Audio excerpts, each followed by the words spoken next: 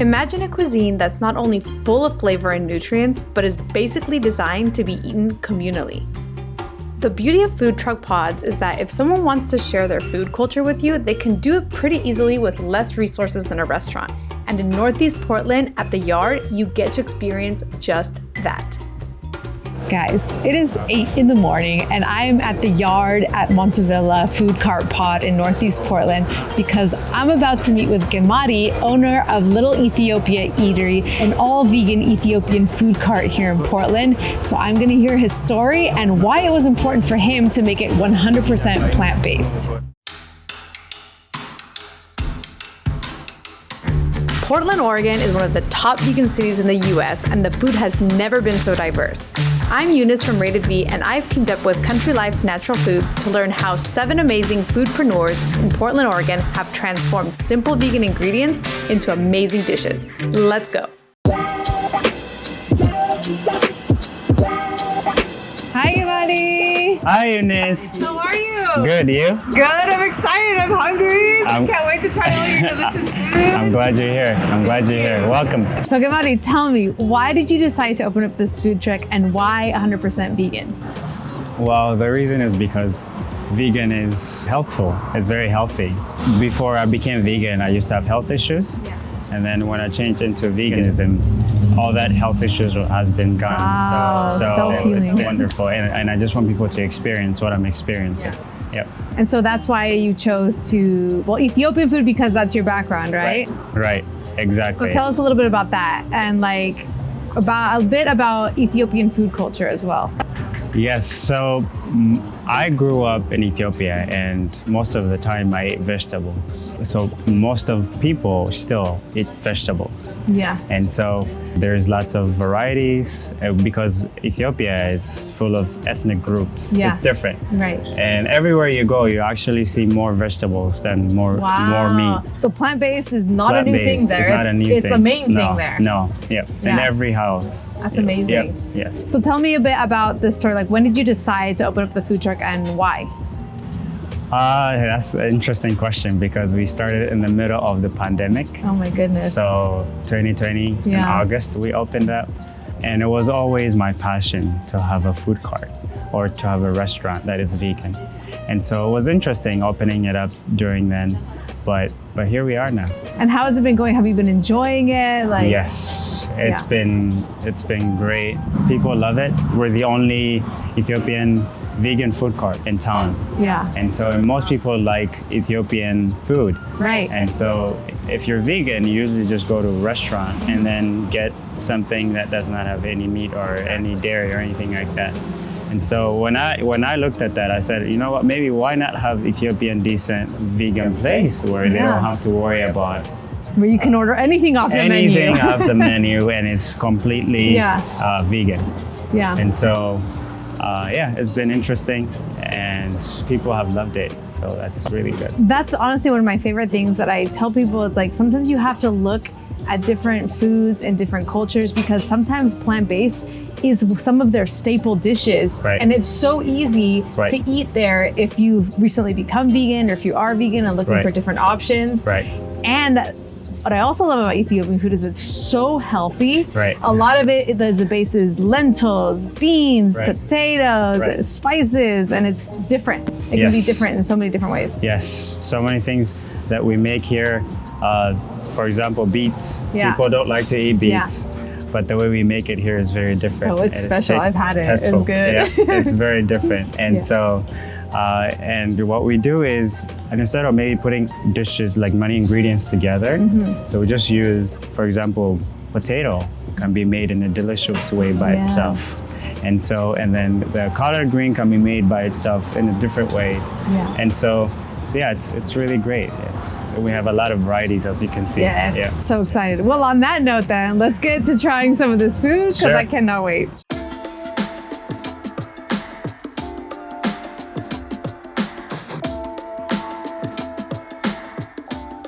So Gemadi, you brought me this amazing plate full of yummy goodness. Tell me, what do I have here? So you've got churro. It's made from split pea powder with the spices. You've got the cabbage, This is called vegan tips. The vegan tips are typically a meat dish in Typically a meat dish, yes. But these are soy-based, correct? Exactly. And so it's just completely vegan. Yeah. Yep. So, and then the potatoes, and then the lentils right here, and also the beets. Drop that Most beet. people don't like beets, Yeah. but the way we make it is actually very different and Yeah. tasteful. And so, and then the beans. We have the beans right here. So something I love to point out here is this plate is literally a plate full of protein and fiber Exactly. and spices, like Exactly. super healthy food, macronutrient based, Right. because even the injera is teff flour based, which is very high in protein as well, right? Exactly. Yes. Yeah. Yes. Okay. So how do you eat this? Like, is there a method to, for sure, I want to start off by saying I love that it's meant to be eaten with your hands. Right. Like, I grew up on tortillas, so for me, eating food with my hands, it just tastes better, in my opinion. Like, Right. anytime I don't have to use utensils, I'm like, yeah. Yep. It's just like that. So Perfect. this is So- in Ethiopia. Most people don't use silverware, except for coffee or tea Yeah. or anything like that. So That's funny that they use Yep. silverware for the stuff that you're supposed to drink. Right. Yep. Yep. So which one do I break off of the new one? So basically, Yeah, show me. Let's do this I together. would start with something like not from the bottom, but from the top. Okay. So like right here. Okay. So you can take this and then break it like this, Okay. and then grab the ones that you like. Basically, Okay. this one. I like this one. I'm gonna go for the beets. Yep. And then what I like to do actually Do you mix too? I like to mix. So I like yeah, to I go like that. potatoes, Let's see, I'm gonna do this a little one. bit of potatoes, I'm gonna do a bit of the shiro. churro, All right. and then This is Yeah. heaven right now. Literally, flavor bomb. Like, everything you eat is just full of so much flavor and spices. Again, if you don't like beets, you still have to try a dish like this because they prepare it so differently that it's amazing. Okay, I want to try the tips instead of Right. the cabbage. And let's throw on some potatoes in there because why not?